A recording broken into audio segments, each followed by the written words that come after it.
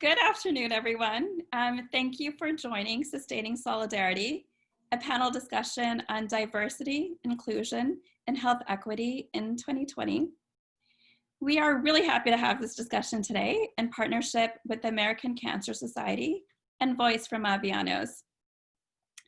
I'm Masmi Bahari. I'm the digital strategy lead here at Aveanos. I'm also the founder of the women's group at Aveanos, which is called AWLN, or the Aveanos Women's Leadership Network. We started the group almost 2.5 years ago to mentor women in their technology careers, create a safe space at work to discuss issues, and be a part of the greater Chicago community for events such as International Women's Day. We also recently launched my favorite thing, which is a successful summer camp titled Little CEOs, where we mentored young girls ages 6 to 12 to create their own personal brand, marketing plan, and business. It was amazing that all of the businesses were about helping people, helping animals, creating donations, and health food. So it's nice to see that our little CEOs are not jaded as yet. But AWLN is part of a larger D&I initiative here at Aveanos. It's part of VOICE. And VOICE stands for Vision, Opportunity, Insight, Celebration, and Equity. With our talent manager, Dan Green at the helm, our primary mission is to drive conversations such as this around the importance of D&I. By identifying unconscious biases, celebrating thought diversity, and expanding social boundaries, we endeavor to improve our individual journeys, our company's performance, and partnerships within the industry. I do want to say just one housekeeping detail before we get started is if anyone has a question, please enter it into the Q&A and we will try and get to it. We have a lot of amazing speakers and a lot of things to say, so we'll try to get to all of them. But I have the pleasure of moderating our esteemed panel of guests who are each leaders in their field. I'd like to introduce Zara Espinoza, who is the Chicago lead of Diversity, Inclusion, and Belonging programs at Out in Tech. So thank you, Zara, for joining. We have Tim Sidlow, who is the manager of Global Compensation, HRIS, and Payroll at GoGo. So welcome, Tim. We have Corey Flournoy, who is the Global Head of Inclusion and Diversity at Groupon. Thanks, Corey. And last but not least, we have Colleen Egan, who is the President and CEO at Illinois Science and Technology Coalition. So we are incredibly excited to learn from all of our panelists today. But before we get started with the discussion, I'd love to introduce Emily Hall. Emily is the Illinois Grassroots Manager for the American Cancer Society Cancer Action Network. And I know, Emily, you have a presentation to share with us. So Dan, if you can start sharing that and we'll get started. Thank you so much. Alrighty. So I am Emily Hall and I'm the Illinois Grassroots Manager for the American Cancer Society Cancer Action Network. That's a huge mouthful, so we always say ACS-CAN for short. And we're the advocacy affiliate of the American Cancer Society. And in my role, I engage volunteers across the state of Illinois and engage them in comprehensive grassroots advocacy campaigns at the local, state, and federal level to work towards achieving ACS-CAN's legislative priorities. Today, I'm going to be speaking about health equity through the cancer lens and our organization's commitment to actively pursuing evidence-based public policies at all levels of government that seek to reduce cancer disparities and improve health outcomes for all individuals regardless of race, ethnicity, gender identity, age, sexual orientation, and socioeconomic status. Next slide, please. Awesome. So first, let's just start with the definition. What exactly do we mean by health equity? The Robert Wood Johnson Foundation defines health equity as the ethical and human rights principle that motivates us to eliminate health disparities. For the American Cancer Society, health equity means everyone has a fair and just opportunity to prevent, find, treat, and survive cancer. This isn't the same as equality. Equality is providing everyone with the same tools and resources. Equity is providing tools and resources based on the needs that allow everyone the opportunity to be as healthy as possible. And the Robert Wood Johnson Foundation has a great graphic, which is on the slide here, which I think gives a great visual representation of the difference between equality and equity. And so we are striving for equity. Next slide, please. So since health equity is the motivation to eliminate disparities, we need to define that as well. And we'll take a closer look at cancer disparities specifically. So at the American Cancer Society, we know that cancer is a disease that affects everyone, but it is a disease that does not affect everyone equally. A health disparity, as defined by Healthy People 2020, is a particular type of difference that is closely linked with economic, social, or environmental disadvantage. Health disparities adversely affect groups of people who have systematically experienced greater social or economic obstacles to health based on their racial or ethnic group, religion, socioeconomic status, sexual orientation or gender identity, disability status, age, or geographic location. So specifically through the cancer lens, on this slide, there are quite a bit of cancer disparities that we'll be going through. And these are a lot of the disparities that our organization is working to address in a multifaceted way. So looking at the first disparity here, people with lower socioeconomic status have higher cancer death rates than those with higher socioeconomic status.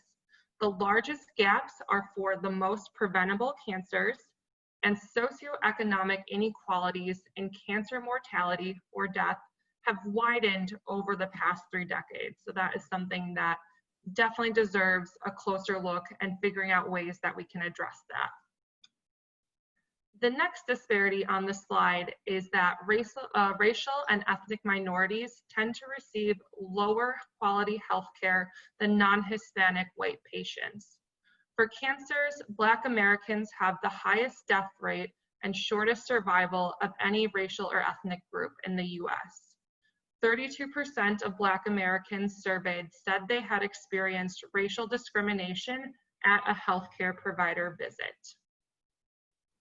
Despite historically lower incidence rates, Black American women are 39% more likely to die of breast cancer than white women.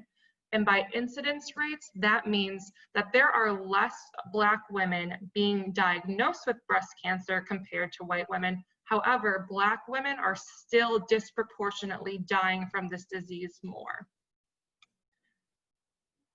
A comparative statistic here also addresses a disparity that Hispanic and Latino women face. They have the highest rate of cervical cancer compared to other races and ethnicities, and again, nearly 40% higher than non-Hispanic white women. Again, these are both just really staggering disparities that we need to address, and there are a lot of great organizations and people out in this world who are working specifically to eliminate these disparities. And then finally, the last disparity on the slide here is in regards to the LGBTQ+ community. So there's study and a research that confirms that the LGBTQ+ community has a disproportionate burden of cancer, has distinctive risk factors, and faces additional barriers to accessing healthcare. Therefore, they have both greater cancer incidence and later stage diagnosis. Next slide, please. So what is causing these detrimental cancer disparities in our society? It really is just a number of different factors that are known as social determinants of health. And these include things such as financial stability or financial hardship, the amount of income that you and your family make, access to healthy foods or food insecurity, transportation, and many more factors. Health is driven by more than just our inherited characteristics, which would be our genes that we inherit from our biological parents, and the medical care we receive from healthcare providers. Our health is driven by complex and interrelated social, economic, cultural, environmental, and health system factors. Social determinants of health influence a person's ability to prevent, detect, treat, and survive cancer. They also determine a person's opportunity and ability to make healthy choices that can greatly impact their cancer experience. Let's consider a few of these factors together. So looking at the graphic on this slide, on the right, we can see that transportation, housing, employment, health systems and services, income and wealth, physical environment, public safety, social environment, and education are all social determinants that drive overall health of all people across the world. The United States has a centuries-long history of systemic and institutional racism and oppression, and income inequality is the highest it has ever been in our country. Experiencing racism, oppression, and poverty will have a huge impact on one's overall health. Let's consider someone who is living in poverty and the factors that may impact their ability to access preventative cancer screenings and treatment in the first place. So consider this, someone living in poverty, they are likely to work in maybe an essential job making minimum wage. Their employer may intentionally keep their weekly hours below a full-time schedule in order to save money and not have to pay for their benefits such as health insurance. Someone who is uninsured already faces a huge cost barrier to our healthcare system in the United States. They may choose not to go to the doctor for regular checkups and preventative cancer screenings because they don't know how they can afford for that medical care, and they may prioritize other costs such as rent and utilities and providing food for their family over the costs of medical care. The community where this person lives also impacts their overall health. Does their community have plenty of grocery stores with healthy, fresh foods, or do they live in a food desert? Does their community have a clinic or hospital that is easy for them to get to? Or must they drive long distances or take many forms of public transportation to get to their doctor? Can they afford these transportation options? Do they have the flexibility to take off work to go to the doctor? Or does missing work mean they will miss out on necessary income to provide for themselves and their family? These are all social determinants that directly influences one's ability to prevent, detect, treat, and survive cancer. Marginalized communities face more barriers to healthcare due to discrimination and institutionalized racism and oppression, which result in the cancer disparities that we have today. Specifically here in Chicago, one's ability to access affordable, quality healthcare and have the resources needed to pay for that quality care is greatly determined by their zip code and the community they are born into and the color of their skin. To eliminate cancer disparities, it is going to require bold public policy to transform our institutions and address systemic racism and oppression. It will also require community education and supporting public health initiatives across the country. It will require passing policies and implementing programs that provide the resources to meet basic human needs, such as affordable housing, access to healthy food, access to jobs and stable income, education, and of course, access to healthcare for all communities, especially those who have been marginalized and divested from for centuries. It is a huge issue to tackle, but we have to start by engaging communities and learning about their needs, and then building grassroots movements to advocate for public policies that provide for their needs. We need mass movements to pressure our lawmakers to make policy decisions that improve the lives of their constituents and are actually in the best interest of the individuals and the families they are there to serve, rather than corporate financial interests. Next slide, please. So what is ACS CAN doing to work towards achieving health equity through public policy?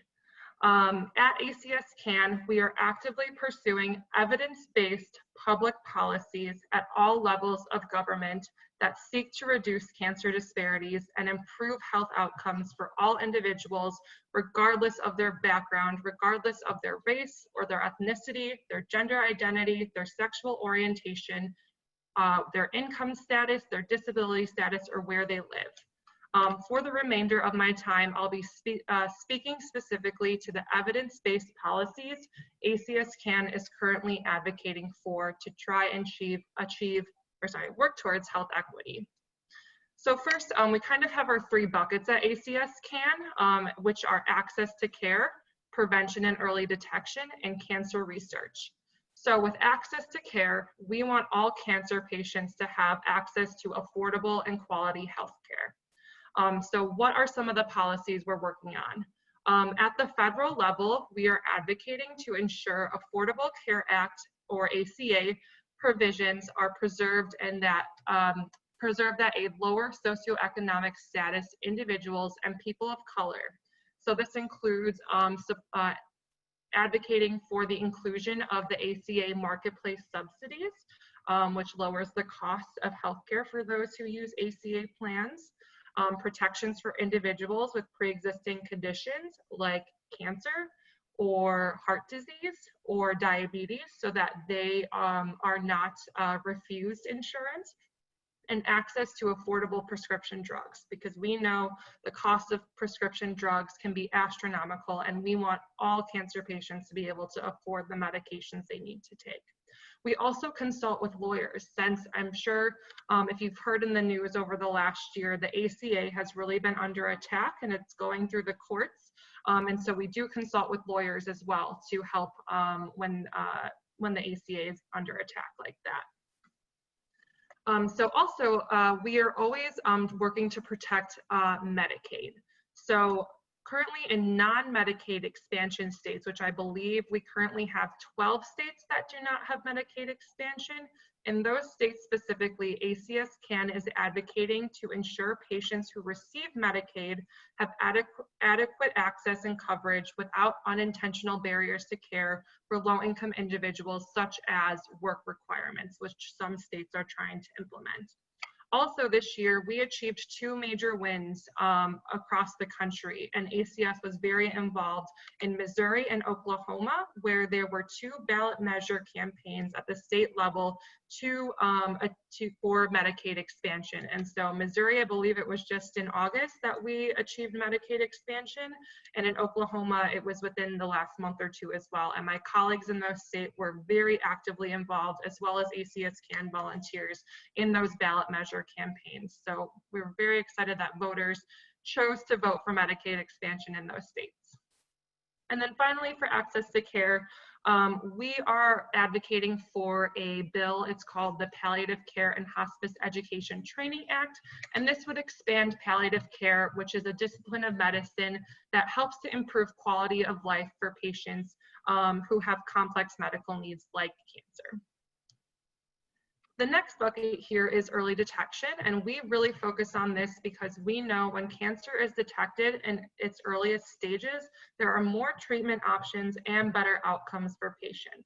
So we advocate for federal and state programs. So we advocate for funding at the federal level for the National Breast and Cervical Cancer Early Detection Program. This provides cancer screening to low-income, uninsured, and underinsured women, a majority of who are women of color. And we also advocate for the Colorectal Cancer Control Program, which has the potential to significantly improve screening rates for low-income and uninsured populations across the country. Another win to celebrate here specifically in Illinois that affects our communities and our peers in our state we have a state government program called the Illinois Breast and Cervical Cancer Program. It's funded by the state at $14.5 million per year. And our advocates in Illinois were able to strongly advocate for stable funding and full funding of this program. So even though the state is facing a major budget deficit because of COVID-19, our advocates were able to rally and really encourage our state lawmakers and Governor Pritzker to support stable funding, and we achieved full funding for this program in our state. So now, going into fiscal year 21, we'll have full funding and be able to provide free breast and cervical cancer screenings for uninsured women in Illinois. And finally, the last bucket here I'm going to speak to is cancer research. So cancer research is hugely important in advancing life-saving treatments, and clinical trials are a huge aspect of that. We need all of this research once it gets out of the research lab to actually be tested on people in the clinical trial phase. And so we're finding that marginalized communities and older Americans, rural Americans, and poor Americans are among the groups that continue to be underrepresented in clinical trials. And there is a fourfold disparity in the proportion of Black Americans diagnosed with cancer as compared to the proportion participating in clinical trials that have been submitted to the FDA for approval. So we need clinical trials to be more representative of the entire cancer patient population. And so we need to implement policy to remove barriers for people to enter these trials. So at the federal level, we just introduced a bill called the Henrietta Lacks Cancer Research Enhancement Act, which would direct the U.S. Government Accountability Office to study federal policies that directly impact the participation rate of minority patients in cancer clinical trials nationwide.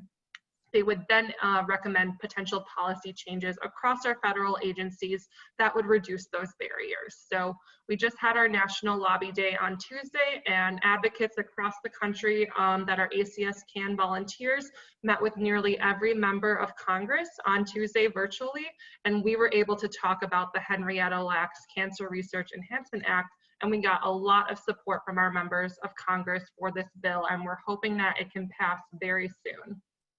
And then a win at the state level. In Illinois this year, we were working on a bill in Springfield at the state level for Illinois Medicaid, which 1 in 5 people in our state rely on Medicaid for their insurance, to get Medicaid to cover the routine care costs of patients in clinical trials. So we got that passed this year and signed into law.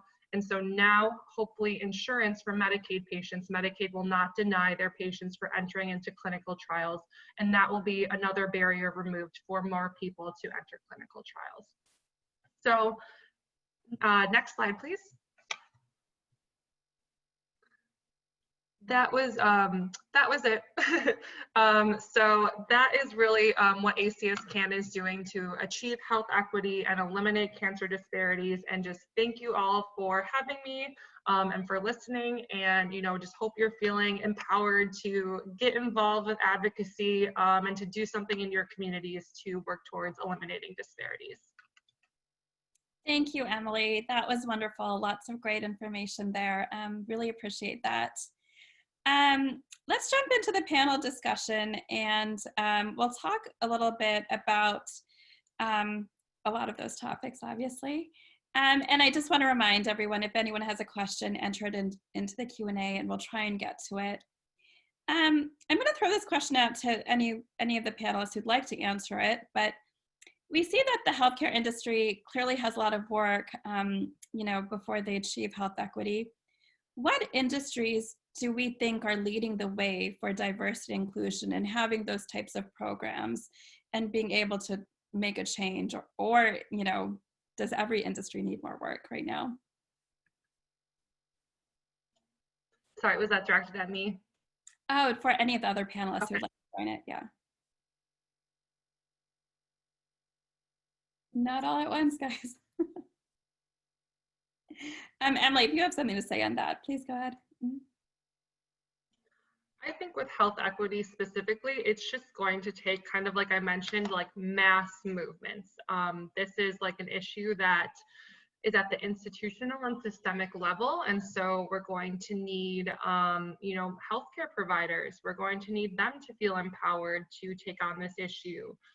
Lawmakers love to hear from healthcare providers. They are the experts in their fields. And we want doctors to be advocating for their patients. And then we will just need anyone who has a passion for this. The more people, the better. So I think specifically though, healthcare providers can really make a big impact with this.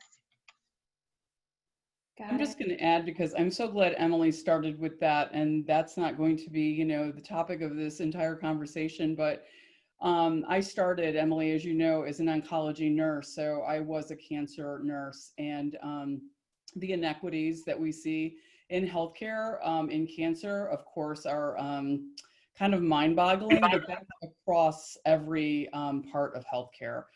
We have inequities in education. We have inequities everywhere. And I think a lot of us were, not ready to jump in on that question about who's doing it well, because I don't think anyone is doing it.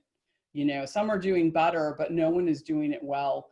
And it's going to take all of us to, in our own industries, to move that forward, like you said, to sustain this.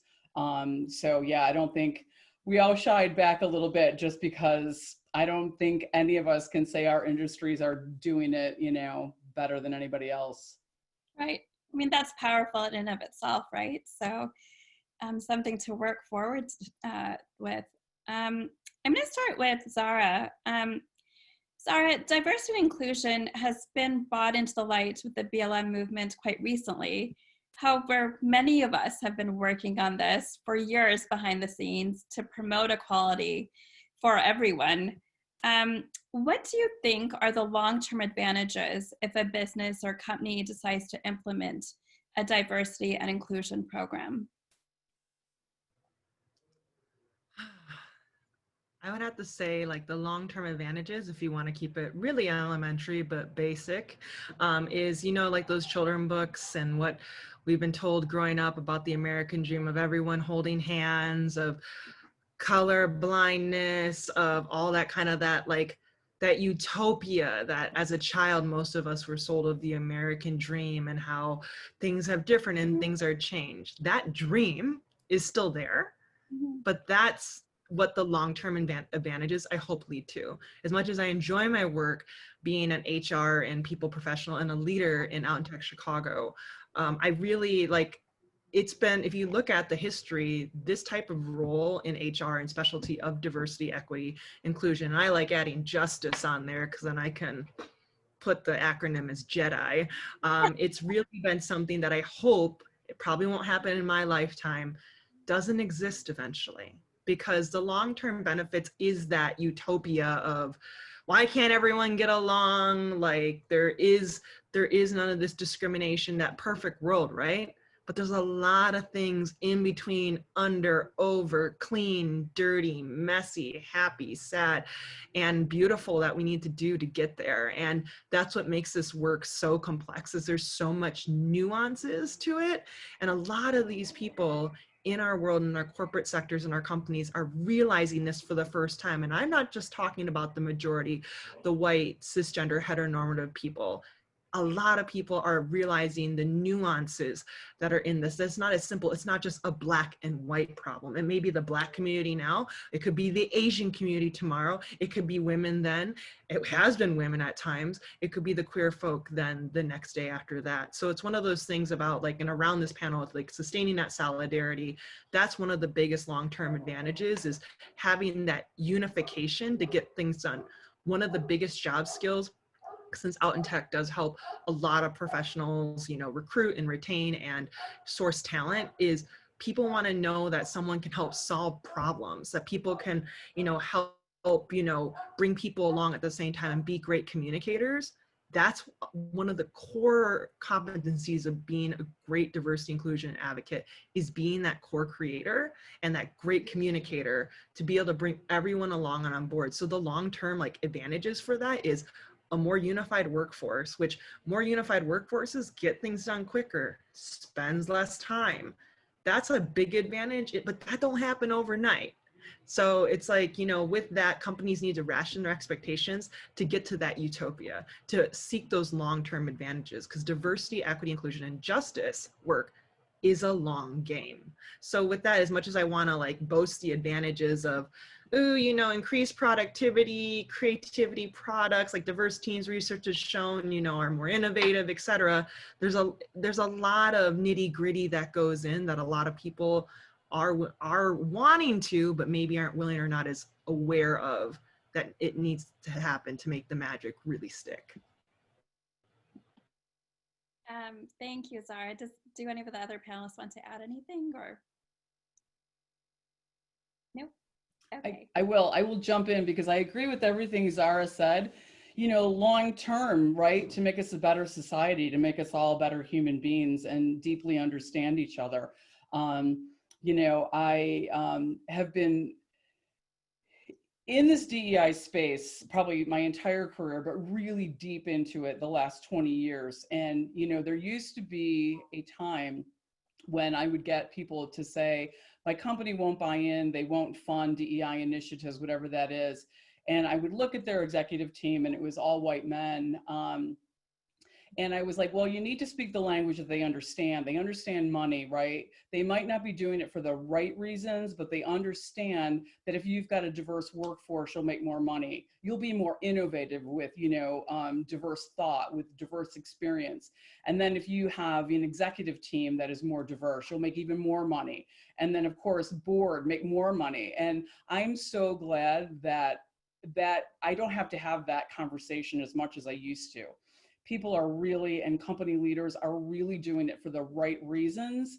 And so that makes me think that yes, long-term, we're getting there just to be better human beings, better companies, and a better society. Thank you, Colleen. Tim, that's a great segue to you. You know, everyone knows right now the economy is not the best. You know, it's an election year coming up. We're in COVID and a global pandemic, unprecedented times, all of those, you know, buzzwords that are out there. So, you know, as a C-level suite, you know, when you have so many other issues to deal with, you're just trying to stay afloat.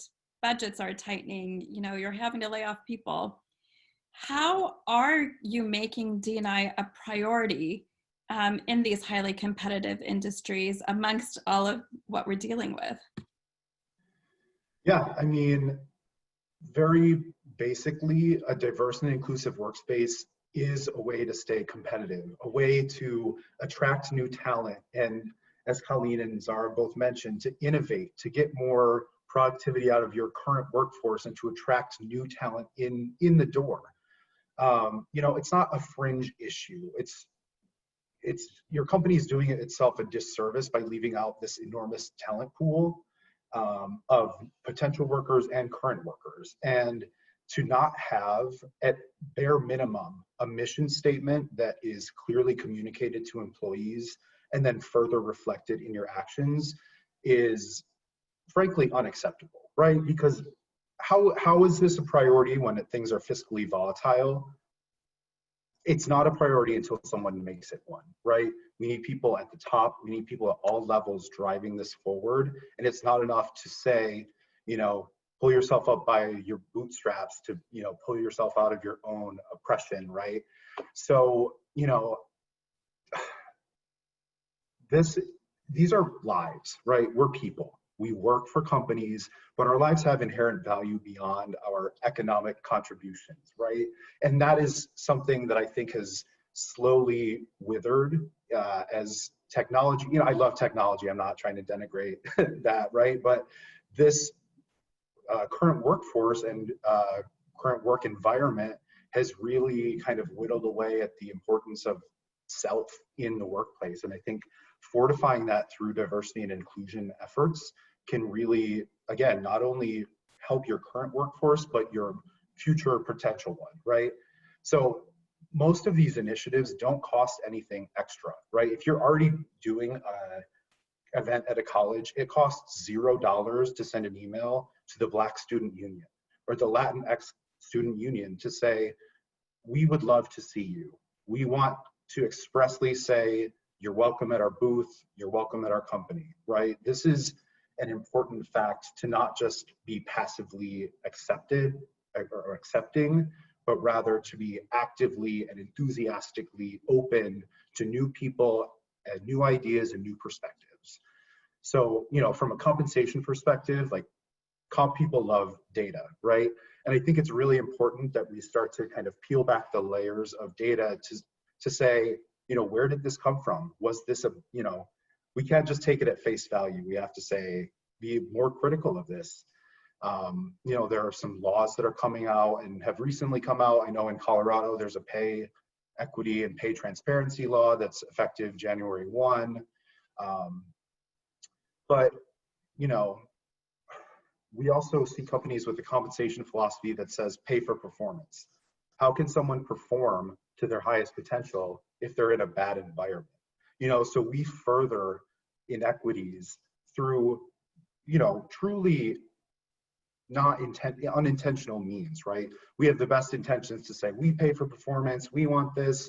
However, that's not always an equal playing field. And to Emily's earlier graphic, you know, this is not about equality, it's about equity. We can't give everybody the same bike and expect them to finish the race at the same time. That's just not how this works. So, you know, it's important that we go beyond the status quo, and using old measures of success is no longer enough. We have to actively endeavor to close the gap that has been widening for years by examining the inherent biases that are not only within ourselves, but have become coded in our systems, again, through a non-malicious action, right? I never set out to say, oh, wow, I'm gonna give this person I recommend them a 0% increase because of some reason, right? We have to look at the why and the how, and then go beyond that and say, why do I think this way? And how do I think this way? So to bring it all back, you know, to be competitive and to open up new revenue streams, or to, you know, find untapped markets, those are all very viable and really basic kind of almost immediate or, you know, short-term outcomes of a D&I program. So really, it's, again, it's in the best interest of a company to put effort and money and passion behind it, again, by actively and enthusiastically showing support for these groups. I actually want to chime in there, sorry, about, I want to just, not, this isn't to you personally, Tim, but I just want to challenge the idea of programs, like the P's, all the P's, project and program, because one thing that I learned most recently with the team that I worked at is everyone in the company, even like the C-suite, was obsessed with, oh, we'll get this program started. And at the end of the program, then we're done, we're diverse, we're inclusive, we're compliant. I want people, or I encourage people to think outside of the P for program, because programs, yes, they exist. It's language that we understand, but I really want you to think about other P's, such as policy, processes, and practices, because really, no matter how beautifully a program is designed and how well-intentioned your program is designed, it's the impact it ultimately has. And think about who's designing those programs. Like there's this great place out in, I think, St. Louis area called the Creative Reaction Lab that is all about equitable design. And they all talk about how everyone is a designer. And I really believe that. You don't need to be a UX person per se, though I love my UX people on this call and such as that. But being a designer, that everything, every decision you make, that's a design, right? And so thinking about when you're making compensation decisions, when you're designing programs or initiatives, or, you know, reflecting on the redesign of a process or a policy, like really think like, how equitable is this? Is this fair?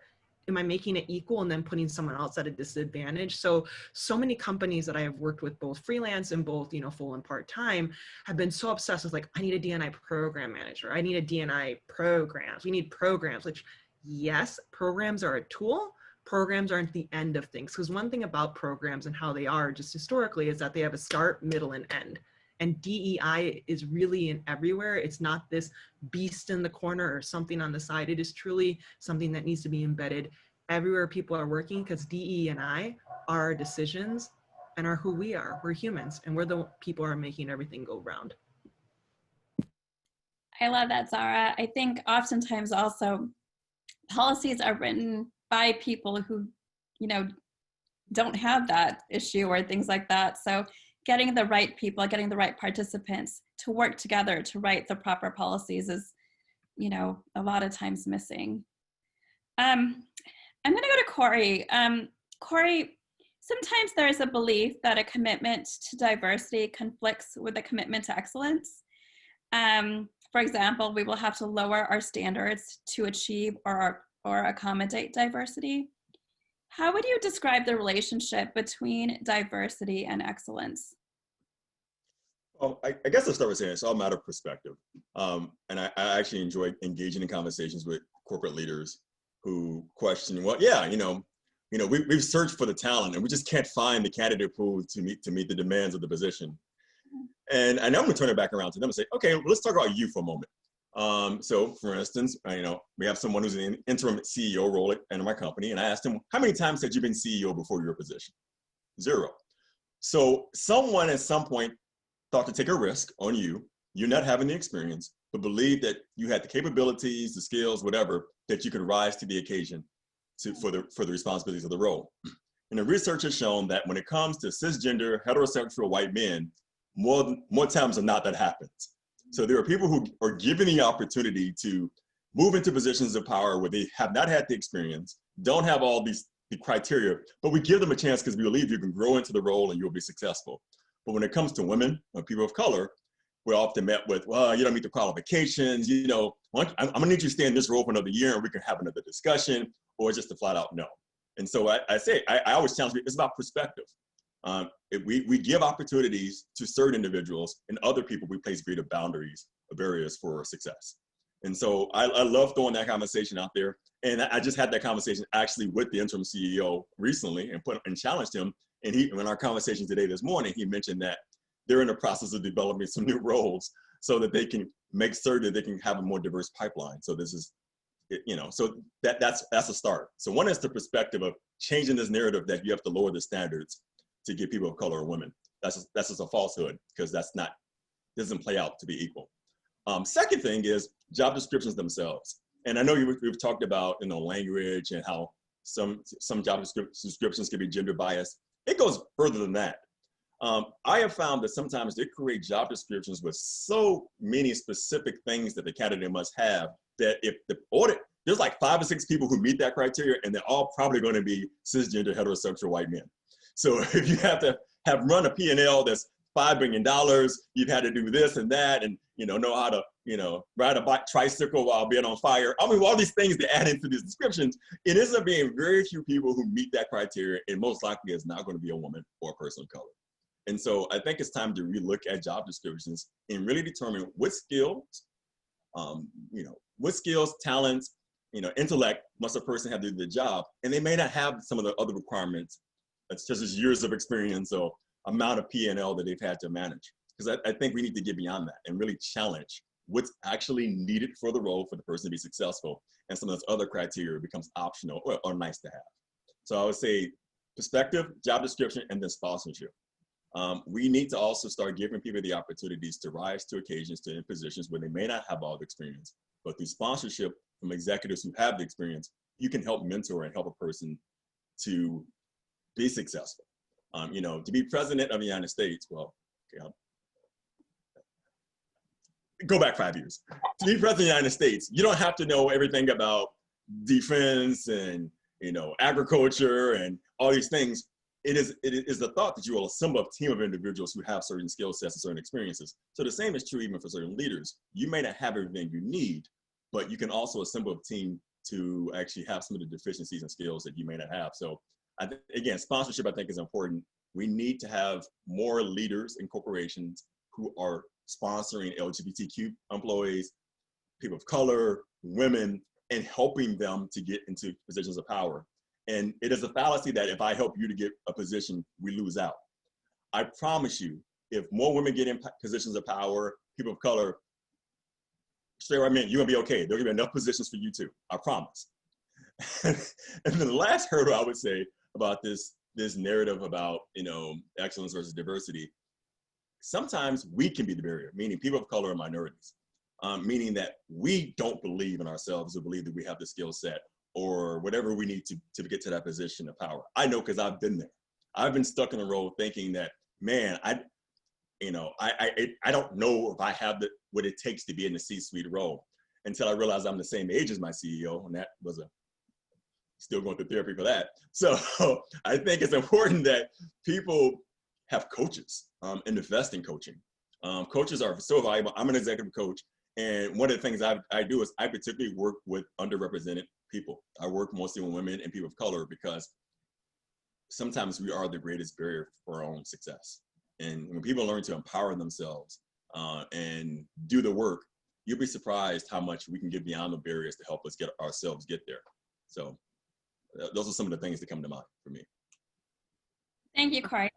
Corey, if I could, that was just excellent. And I'm so glad you brought up how, you know, we limit ourselves sometimes, because having run multiple companies and working with so many people like yourself, women, people of color in the queer community, you know, they'll look at a job description, I'll send them a job and they're like, well, I only meet 3 of the 27 requirements, right?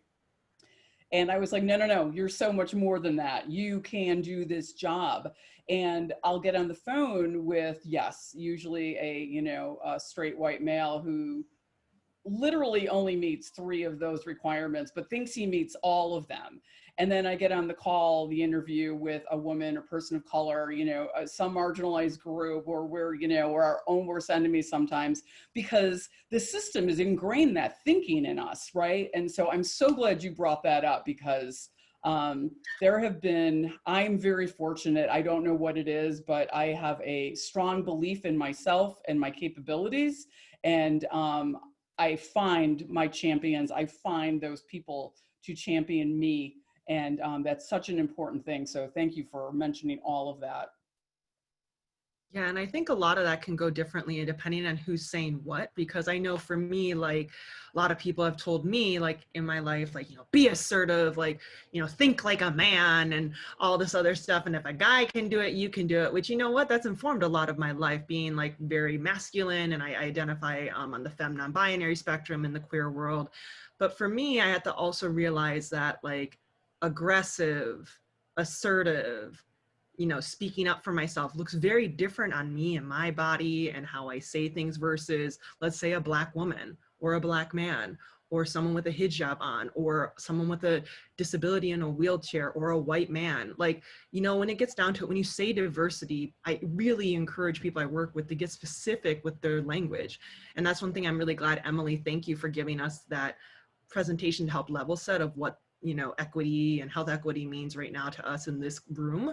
But it's also like really understanding when people are giving advice as mentors, when people are taking it in, even if a lot of advice is unsolicited, like what does that look like on you? And that you're always gonna have to tailor and cater it to what works best for you, your situation, and for what your success is. And if you fail, that's okay, that's part of life. But then also examining things 360 and beyond, because for me, I recently took a race and ethnicity course through a woman named Maya Fisher, and she brought me through, and I thought I knew American history. I went to school and got a GED, I went to college, but really so much of what not has been taught, and how like different messages in the media has been told to me about what POC people can do and can't do and will do. And when I look at a job description, like you were saying, Colleen and Corey, about like, you know, not fitting all this, like I've been told as a young girl, like, no, you need to get everything done, versus maybe young boys are socialized to be like, no, just go do it.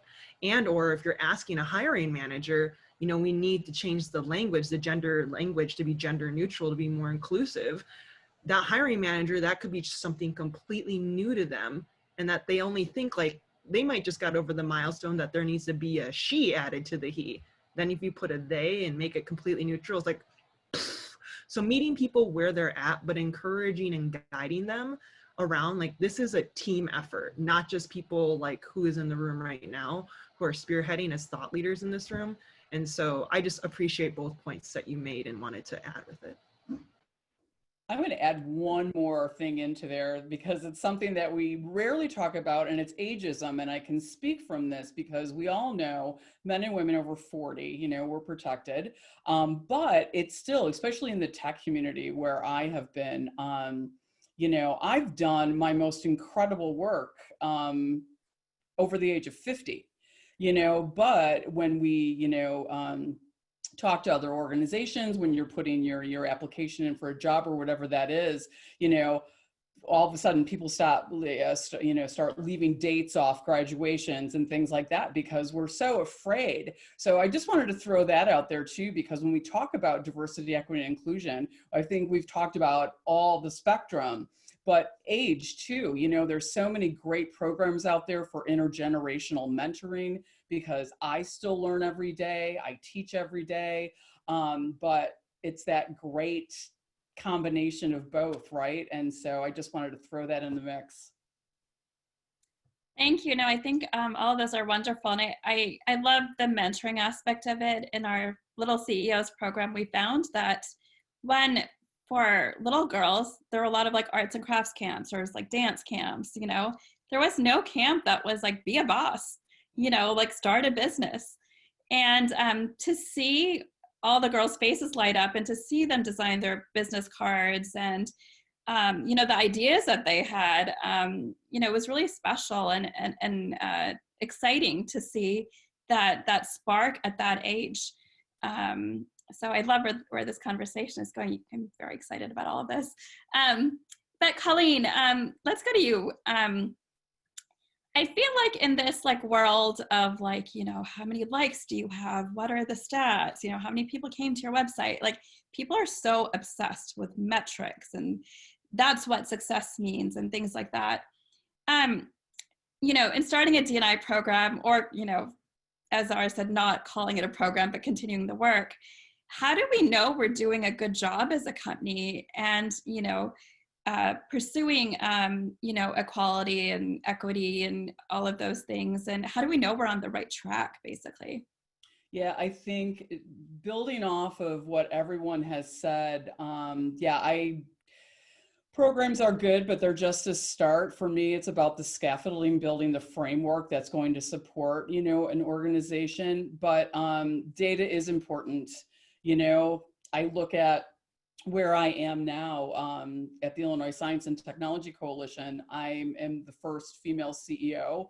I'm probably the first queer CEO. So, when I look about how I build out our framework, and thank God my team, the board was just fully in support of this. This was back in February, March. So I knew they supported me in this, but I have to look at the metrics. But for me, it starts in my own, how I know something is successful is one, I get, buy-in from leadership that fully support this and my team. And programs, we're not building out programs, we're building out, frameworks. So who our vendors are, who our partners are, why we're creating programs, like really looking at, why are we creating this? What are we solving? Who are we solving this for? And it always has to be through an equity lens because we want to make the biggest impact. And I think you have to do it with data, looking at, the demographics of your workforce, that's data. If you're setting those metrics, like we want to increase by 20%, that's the framework to get there. For me, it's building a more diverse board because I think that's where most of that's where the power lies. So I'll know I'm successful when I've got a decently diverse board right now, but we are actively working to change that and to have that equity, men, women, people of color. I'm the president, so we've already got, the queer representation there, so I'll feel confident in that. But bringing in more diverse voices. Same thing with my team, same thing with our vendors, like I said, our partners. And for us too on the DEI, this is so important to me, because it's led everything I do. It's so important for the work I do at the coalition because we represent the state.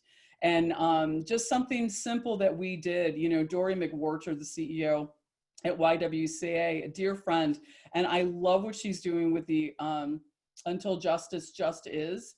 And so, we're creating a campaign around that. And so we're asking all of our, board, our partners, everyone throughout the state to join us in that effort. You know, when I see those numbers ticking up about people who are joining us in the Racial Justice League, then I'll know that we're successful. When I see representation of, you know, our state represented in my own organization, I'll know we're successful. When I can see that our partners and our large corporations are moving towards those numbers too, then in some way I know we're being successful in our mission in helping this ripple effect. So again, you know, data, it's key to what we look at and what we do, because it's the only way we can measure that success. Wonderful, thank you. Does anyone want to chime in or anything? About data, just really quick, I love data. And it's so interesting how with diversity, equity, inclusion data, especially like health equity data, like you got to look at not just what the data is saying, because the data is truly a snapshot, and it really can bring you to places that you need to go, you never thought you knew, or you never thought existed.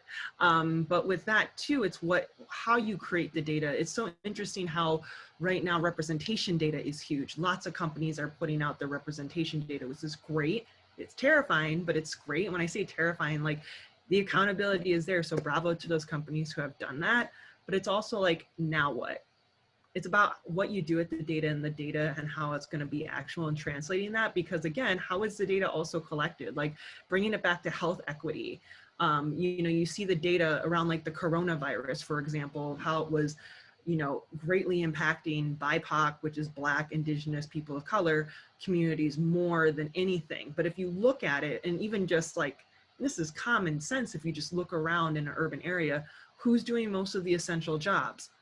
BIPOC folks. Who is, you know, maybe in areas or only can afford to be in areas where there's not a lot of quality healthcare, as in like a nice hospital, there's only clinics. BIPOC or lower income areas. And it's not just your skin color. There's so many intersections you have to take into consideration about how this data came from, where or came to be, what was asked, what was taken in. So just know, as much as data creates clarity, there's lots of complexities that go in it that need to be considered, especially on the healthcare end, because I don't know about you all, but I was taught not to question my doctor or to question medical stuff, that they are kind of like the all powerful. But I really encourage people to not question as in a negative way, but to have conversations about it, to learn and be curious and lead with understanding, especially when it comes to not just your own health, especially, but other people's, whether it can be about going to the doctors for a cold and also your employees' well-being. And Zara, I'm so glad you brought that up, because yeah, for me, data, of course, it's not a means to an end. It's just something for me to measure, but it's not the goal. The goal is the impact we're having, like the legacy we're creating, the changes that we can make as a society. Yeah. This is lifelong, ongoing work. So the marathon, just get your shoes, get your water. Exactly.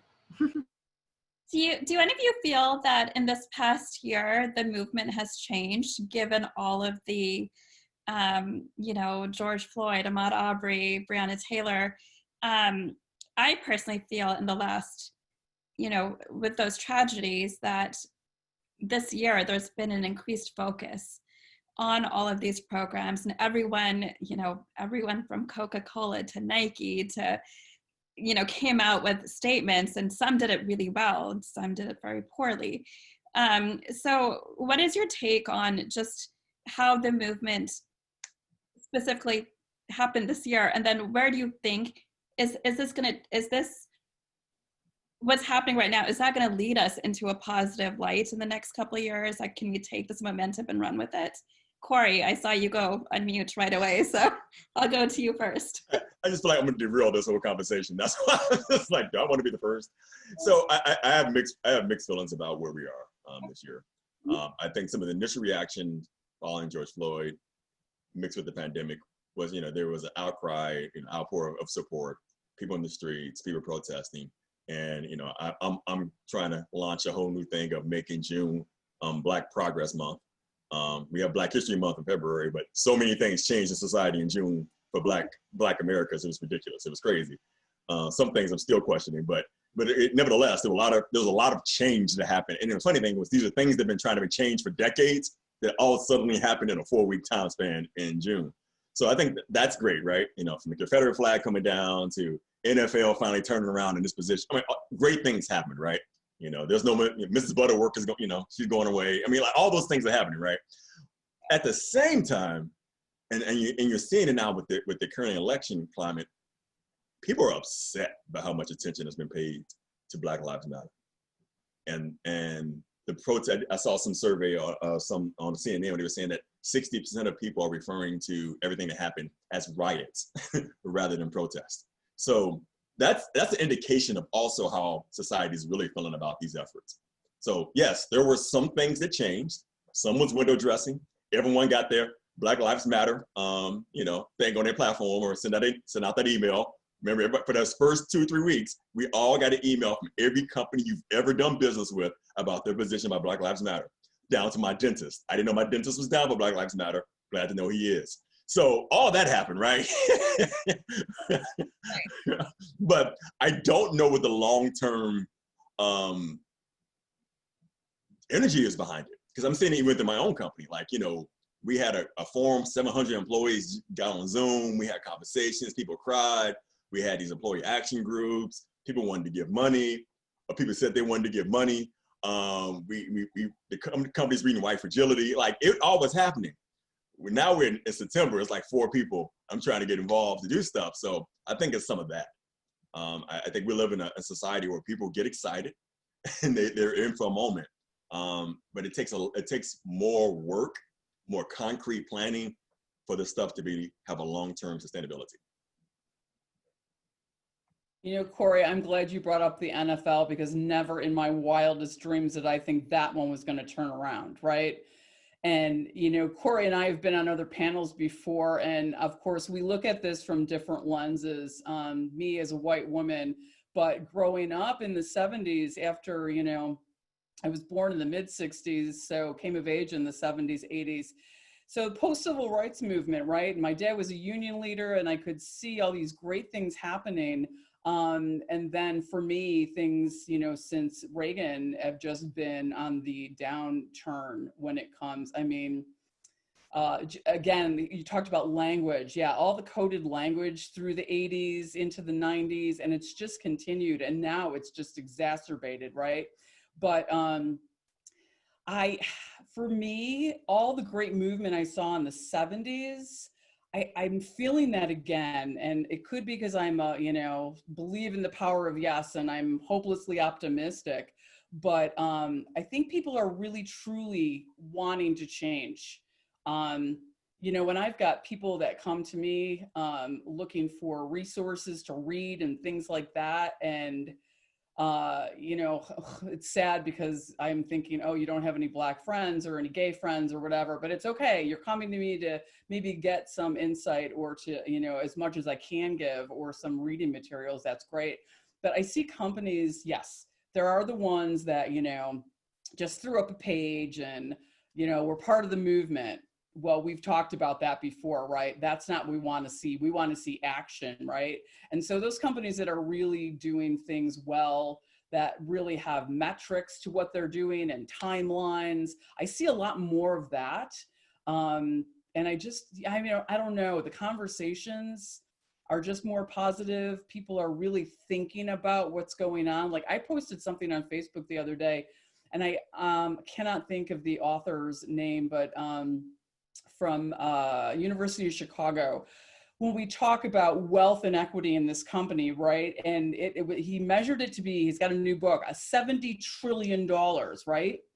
And for me, I always talk about home ownership because the Homestead Act was never open to, you know, people of color, Black people. You know, the GI Bill, like, you know, all these other government programs that were just never open. And let's talk about, like, you know, hundreds of years of unpaid labor. And I think once I posted that on Facebook and people could read how I laid it out, it blew their minds. Like, I mean, and I shouldn't have to do that. People should just know their history and really recognize their white privilege and know, but they don't. But I think it's, you know, and then I'm getting all these lovely comments like, oh my God, I didn't know that. And, you know, opening these discussions. So for me, I think this is a watershed moment, and I'm hoping, I could be totally wrong here, but I really, really pray and hope. I'm not even a person who really prays, but I'll sing.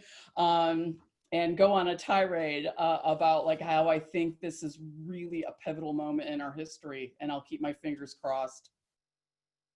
There's something I want to quickly add to that though, right? So yeah, I do think people are intending good and they're intending to want to make progress. There's also a great number of people who don't know what to do. And so they're doing stuff, and I don't know that that's really going to lead to the kind of change or progress they want to make. So a quick example is, since July 1st, and I've decided to keep track, I have been contacted by 21 different companies who are now all looking for someone who works in D&I. Now, most of them, though, are putting, the way they want to make the position, they're putting the position at a level and buried in HR where I can guarantee that position is not going to have an impact to make the kind of systemic change that needs to happen in an organization. But everyone knows they need to have someone who works in DEI. And that's what I mean. So like, yeah, I think people are engaged and think they know that they need to do something. But I think a lot of this stuff is going to be wasted money and effort where it won't change the needle in 2 years from now where we're having the same conversations. So I would hope that some organizations also look to engage people who do this work to make sure that they're making progress in the right way. Corey, I'm going to applaud that because, you know, Zara brought up earlier about, I think, design, right? My wife is a UX leader at Groupon. And, you know, it just, design leads our life, right? And so I'm always of the belief that like design should have, you know, executive leadership, you know, be it at the table. This should be, diversity, equity, inclusion should be an executive position, not buried within HR teams, not creating programs, but should have a seat at the table. Yes, no, and I agree with all that in the sense of like, if you notice with a lot of these roles, and you don't, by the way, everyone listening, you do not need to be in roles like Corey, me, and everybody here to make an impact on D&I. To me, DEI and adding the J so I can make a Jedi work is an everyone thing. It's an all-in thing. That's where you should be using the all, not with lives mattering. It's all work stuff there. So with that too, you need to think of like, you know, it's not just like, you know, if we, like, for example, let's say I bring Corey into, you know, out in tech, and he's gonna fix anything that we have that is inequitable and this and that, but then I don't give him the support he needs, such as, you know, a direct line to our C-suite and our board, you know, time to ramp up and to figure out these problems that have been a part of our company for years. But I expect him to, you know, build water into wine within like the first year when he's brand new and stuff like that. It's just these unreasonable expectations. This is something historically that has been rooted in a concept called, you've heard of the glass ceiling, the glass cliff, and it's been historically used with women who usually get promoted into leadership roles where when times are really tough and really crap, to the point where like they don't have the support and they're expected to, again, make the water out of wine or wine out of water, whichever that goes there. But then they're kind of ultimately set up to fail. So that's where you see all these like companies wanting to hire DEI based roles, but are these roles set up for success? And with that, you know, taking it back into the healthcare system, like similar to you, Colleen, I used to work as a Pilates therapist and Pilates teacher in physical therapy. And it's like one of those things where imagine the type of work I could have done if I would have saw that person more than just once a week and more than for 3 weeks. So many people want to hire me to come in and just, you know, diagnose and leave. And then they think they did their diligence with that little program. That's only step 0.00001. So it's an ongoing process for sure. Speaking of D&I roles, and I have seen that, you know, you go on LinkedIn, you see a resurgence of all of those roles, which I agree, it's not just about that role. But we have a question from the audience here. Any advice for someone who wants to get into D&I as an entry-level role, because most of the roles are way high up there. So how do you even get your foot in the door, entry level? I think first is there a DEI? Well, it depends. If you're within an organization already, I think it's a good opportunity to start having conversations. Because a lot of companies all have ERGs or something, and surprisingly, some of these organizations are doing that work without anyone whose actual full-time job is to do DEI. So this is a great time to ask. Right now, you have more companies willing to say yes than ever before to hire someone even in an entry-level role to do more of a, you know, project management, program management kind of thing. I guess I would say I've also seen a number of roles for being posted for DEI that are more lower to mid-level. So for the individual, and I don't know what your background is, unfortunately, right now the route into this seems to be really HR. But I think it is a starting place to at least get your feet wet, start doing some program management, and then moving more towards strategic work. But I have seen positions open at that lower level. Great, thank you for answering that. That leads me to my next question. When, we talked a little bit about getting involved, for people who, don't want to necessarily do this as their job, but want to volunteer and get involved and help out the movement. What kind of, I know people can Google and figure that out, but what are some special, either projects you've worked on or communities you've worked on that would be great for people? I think most of us are based in Chicago, for people based in Chicago. Well, one program I am going to quickly publicize is something called iMentor. You can quickly Google it. So it is a mentorship program started out in New York City where they're looking for people of color, women, period, to be mentors to high school students in Chicago, or part of Chicago public school system. They're still doing it even now while they are operating from home. But minority students need mentors to help guide them through high school, help them make smart decisions, think about the college process, think about career process. When I think back to high school, I really didn't know very many career options. The Cosby Show was on, so I knew I could become OB-GYN. I don't know why I thought that was going to be something that was going to be a good path for me. But it's like everyone wants to be police. It's like 5 careers. You think about it in high school, how many careers did you actually know? And so I think being a mentor to a high school student really can open some doors to helping them to think through their process and also get into universities and graduate. So I think that's a great place where you are beginning to make an investment that's going to be a long-term payout. I'm going to jump on that too, Corey, with a selfless plug here, but I love iMentor. And I have been working with, marginalized groups on educational equity, and trying to keep, students in STEM and everything else. I sit on the board for Chicago Tech Academy. And one of the programs, even before I became the CEO of ISTC and ISTI, was our mentor matching engine and our STEM challenges. So I'm going to plug us a little bit because on the Institute side, we run one of the most robust mentor matching engines. We are starting to sell that to, for us to make money so that we can expand it to more schools that need it across the country. And we have international, we're always looking for mentors. So it's like, if you want to work with students who really need you, especially in these virtual times when, even at Chi-Tech, in the very beginning when we went virtual, we were so worried about the safety of our students and their families. And then it was like food, security. And then it was, their education. But now it's all about that and how we keep them connected and how we make sure they're ready. So mentoring is so important. And if you're, looking for something throughout the state, we work with 42 high schools and on multiple different programs. So reach out to me as well. Wonderful. And just so everyone knows, Dan has put everyone's LinkedIn in the chat so you can go and connect with anyone of our panelists and me. Zara, Tim, do you have anything to add to that? I think it's important to, Dan and I actually used to work with a colleague named Beata. She works with an organization called Apnagar. And I think that, we have to focus on not only the workers, in this instance, it's for women and families of a lot of these workers who are here on visas, right?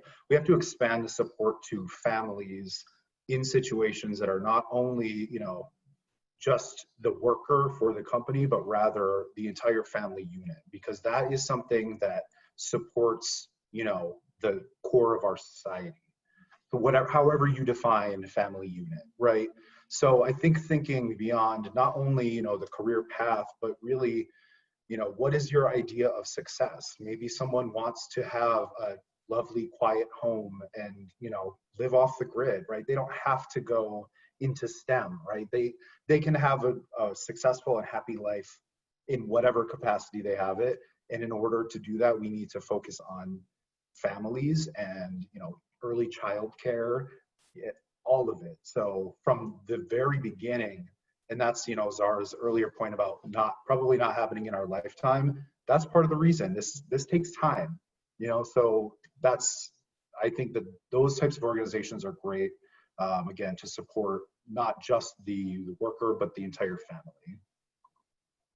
Thank you for that. And yeah, it bums me out, right, that it's not going to be a part of our lifetime, Tim, but it makes me happy because, again, like, that's how we're going to give back. So wherever we end up after this life, we'll be looking down, back, forward, under at all this, and we'll be like, yeah, wise men plant seeds of trees they know they'll never sit under, right? That's look just at how that. Woo!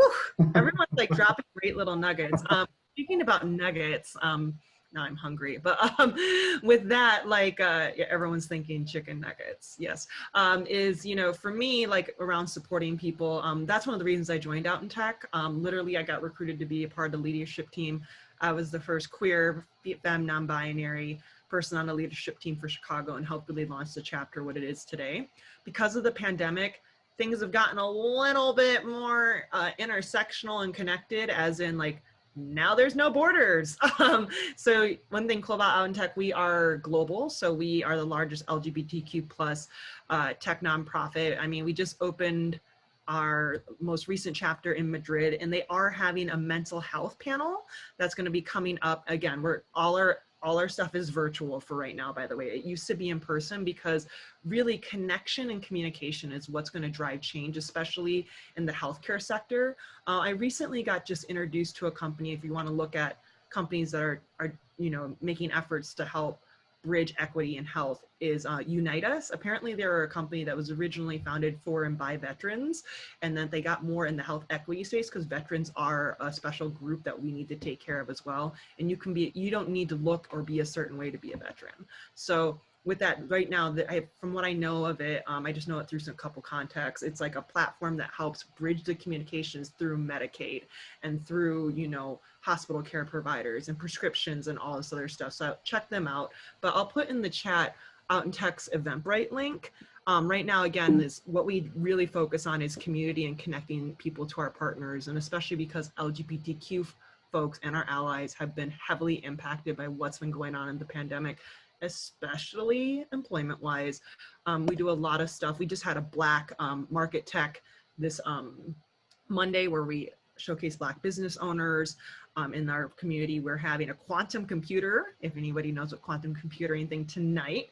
And then we also have the mental health thing coming up, and we also have speed networking. So I encourage you to check out that, and as well as, like, you know, then mosey on to, like, you know, our website. I'll put one more link in there, and volunteer. And then also this, I will say, like, I wouldn't have gotten my current job and work unless I was through Out in Tech. So it's just really, I encourage everyone to lean on each other. Don't have that scarcity mindset. There's so much fear right now going in. Like, it's okay to admit you're wrong. And also, I think in healthcare, in corporate, nonprofit, and in your personal and professional relationships, I think we need to just normalize that it's okay asking for help, and it's okay to say, I don't know, and to speak up and to speak out and to call people not just out, but into, so we can really sustain the solidarity together. So it's not just a moment, it's a movement.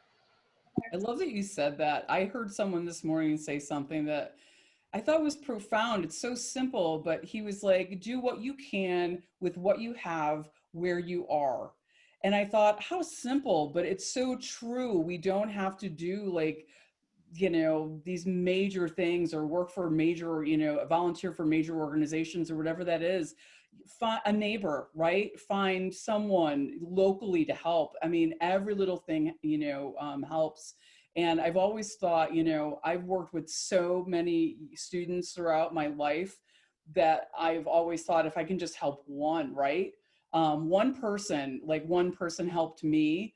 That's what life is for. But I think we all have, you know, especially now, we here have the capacity to do more, and everybody in the audience can do more with less, just by helping that one person.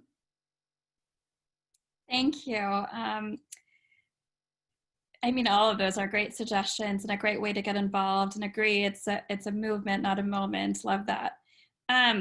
Dan, you had a question that you typed, and since you're on here, I'm just gonna have you ask it. So why don't you unmute yourself? And we're closing up on time, so this might be the last question, and then we'll do closing remarks. So. Yeah, absolutely. Thank you very much, Masumi, and thank you guys for all being here. It means a lot, and I'm super excited about just the number of things that you guys have talked to today. So my question was around allies, and you know, as a recruiter, I'm always recruiting, whether it's, you know, software engineers or allies, you know, for particular causes. So I was curious, you know, if there are best practices or things we can do as D&I leaders, D&I professionals, various groups, to make sure that, you know, folks who maybe are not marginalized or, you know, come with privilege. My question was geared towards kind of the conversation around white men having all the privilege, right? In a nutshell, I personally believe that we need those people's help, you know, at a pretty high level to get a lot of the things done that we need to do to make sure inclusion is at the top of the list. But a lot of times I've also heard and had conversations with many of these people that feel like, oh, do you really want my help? Should I be there? Should I, you know, try to help out? You know, I'm a, you know, white person, privilege, and whatever it might be. And moving forward, you know, what's the best way, or what are some things that we can do as D&I professionals to make sure that, you know, as marginalized people, we don't marginalize others as well?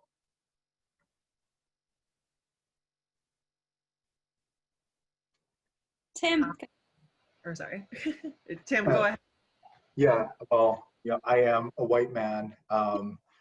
So, you know, I understand the question, right? Like, there is this, you know, whiteness is almost like society's strongest but most fragile sword and shield, right? It allows people, you know, protection from, but also the power to, you know, I don't want to say attack, but, you know, it's a useful tool in society. And I don't know that anyone, you know, inherently hates a privileged white person. It's about what they do or don't do with their privilege, right?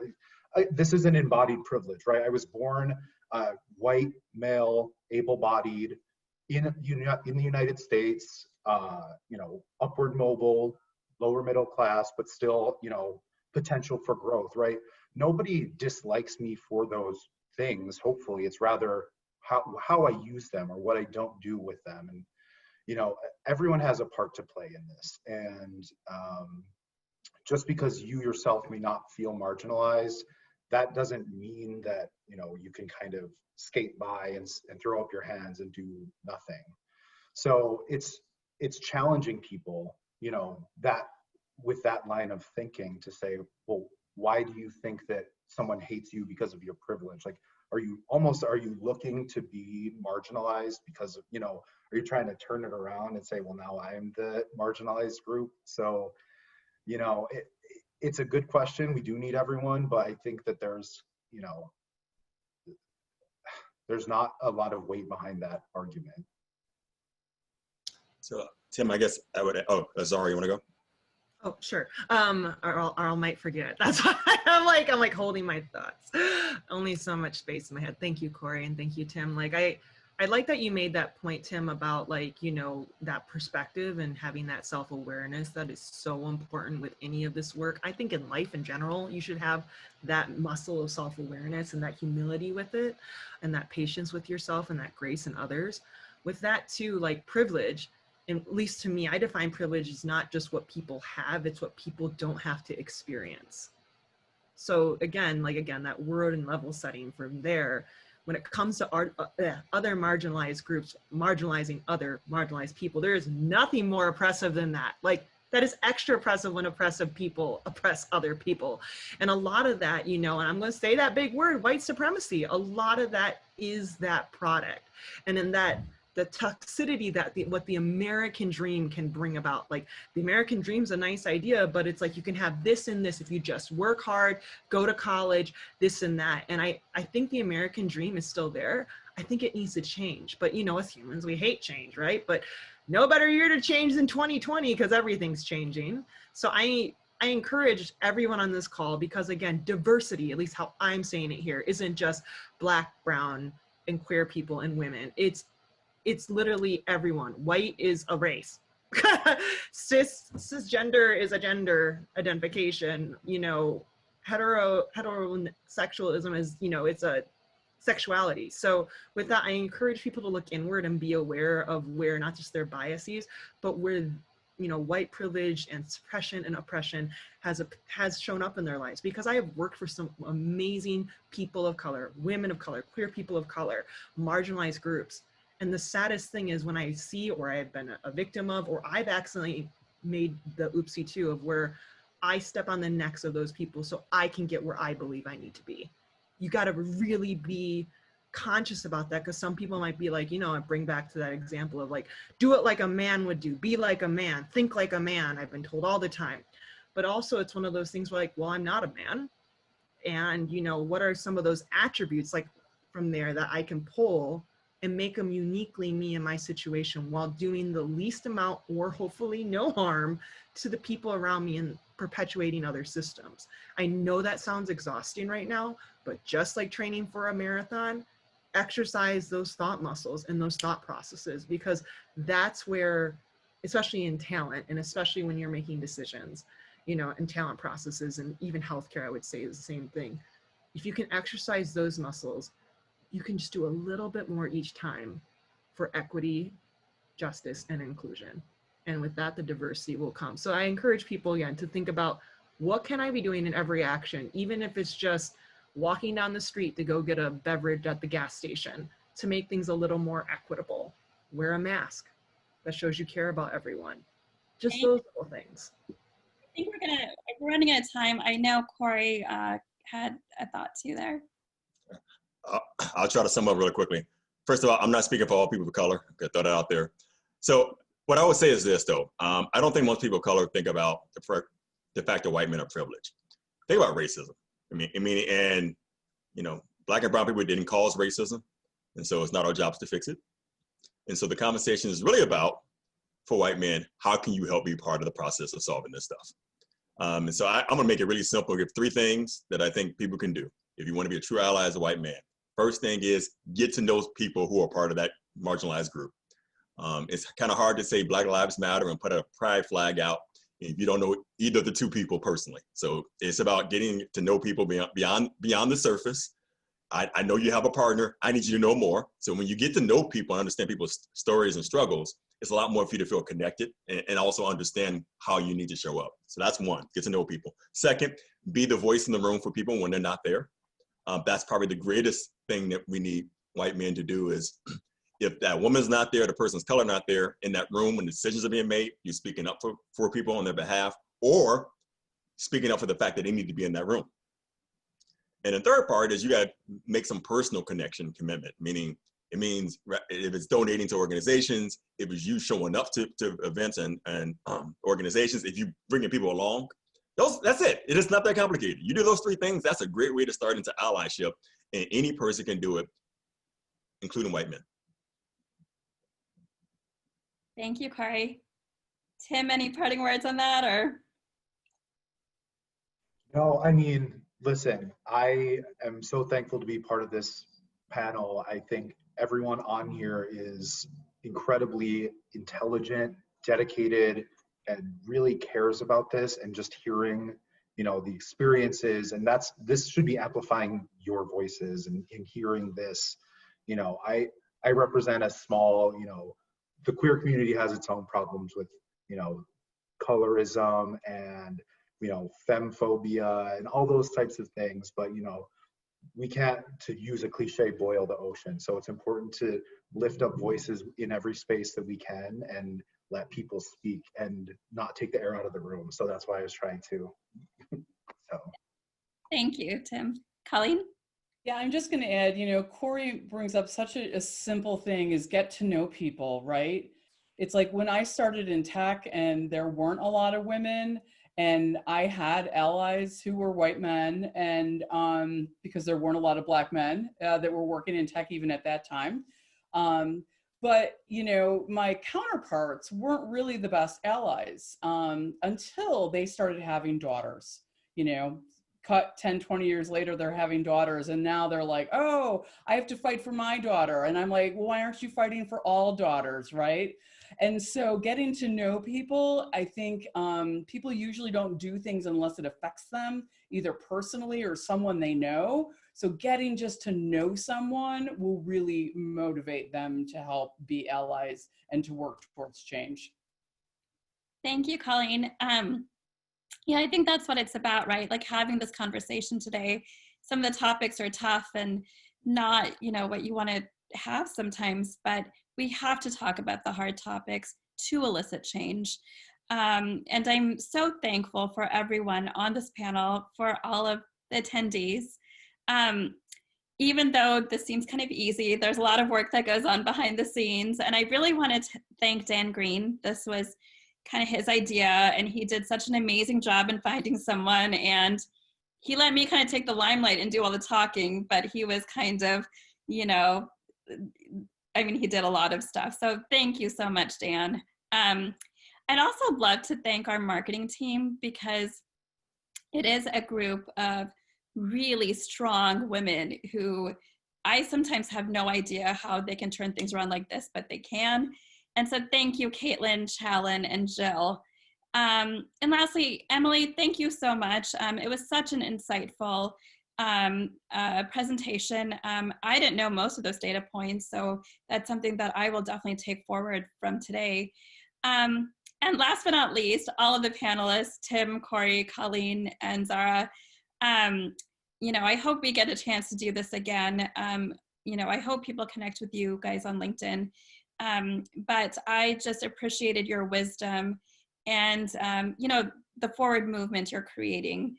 So thank you so much for all the work that you're doing and for instilling us with knowledge today. Hopefully we'll get to do this again. And for the attendees, this will be recorded and we will be shooting out a cleaned up version of this recording for everyone. So you'll have that in your arsenal. So thank you, everyone. And we hope to see you again soon in another event like this. So. Thanks, everyone, and stay healthy. Yes, happy Thursday, almost Friday. Go and soak up the good weather safely 6 feet away with a mask. Yes, and surround 80%. yourself with all the joy you can. I live in percentages. 80% of the week is done. Like bringing in data, bringing in numbers. Come on, Corey. All right. Everybody have a great evening. Thanks, Yeah. everyone. Bye, everyone. Thank you.